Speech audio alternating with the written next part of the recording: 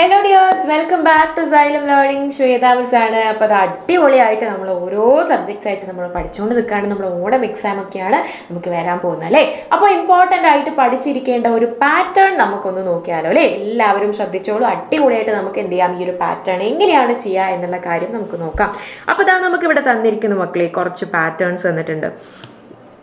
ഇവർ തമ്മിലുള്ള ബന്ധം എന്താണെന്ന് മനസ്സിലാക്കിയിട്ട് നമ്മൾ അടുത്തത് വരയ്ക്കാനാണ് നമ്മുടെ ചോദ്യം.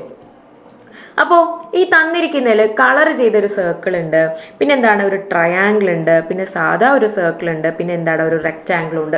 അപ്പോൾ നമ്മുടെ ഈ നെക്സ്റ്റ് പാറ്റേണിൽ എന്താവും എന്നറിയോ, ഈ ഏറ്റവും പുറകിലുള്ള ചിത്രം മുന്നിലേക്ക് വരും, വേറെ ഒരു വ്യത്യാസമില്ല. അപ്പോൾ ഇത് ഏറ്റവും മുന്നിലേക്ക് വന്നു കഴിഞ്ഞാൽ എത്രയായി, ഇതാ റെക്റ്റാങ്കിൾ, പിന്നെ ഒരു സർക്കിൾ, പിന്നെ ഇതാ ഒരു ട്രയാങ്കിൾ, പിന്നെ ഒരു സർക്കിൾ.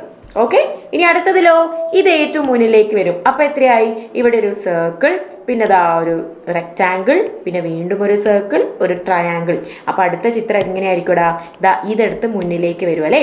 ഇത് മുന്നോട്ടേക്ക് വരുമ്പോൾ എന്ന് പറയുമ്പോൾ ട്രയാങ്കിൾ ഏറ്റവും മുന്നിൽ, പിന്നെ ഒരു സർക്കിൾ, പിന്നെ ഇതാ നമ്മുടെ റെക്റ്റാങ്കിൾ, പിന്നെ നമ്മുടെ കളർ ചെയ്ത് കൊടുത്ത സർക്കിൾ.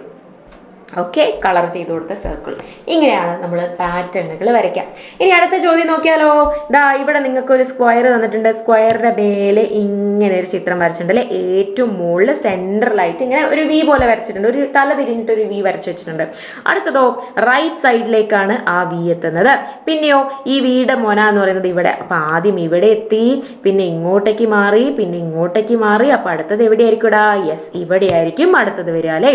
അപ്പോൾ എന്ത് ചെയ്യണം, നമ്മുടെ ഈ ഒരു സ്ക്വയർ നമ്മൾ ആദ്യം വരയ്ക്കാം. നമ്മുടെ സ്ക്വയർ നമ്മൾ വരച്ചു കൊടുത്തിട്ടുണ്ട്. യെസ്, നമ്മുടെ സ്ക്വയർ നമ്മൾ വരച്ചു കൊടുത്തു. ക്ലിയർ അല്ല, സ്ക്വയർ നമ്മൾ വരച്ചു കൊടുത്തു. ഇനി എന്ത് ചെയ്താൽ മതി, ഇവിടെ നിന്ന് ഇങ്ങോട്ടേക്ക് ഒരു വി പോലെ നമ്മൾ വരച്ചു കൊടുക്കുക. ഇത്രയേ ചെയ്യാനുള്ളൂ.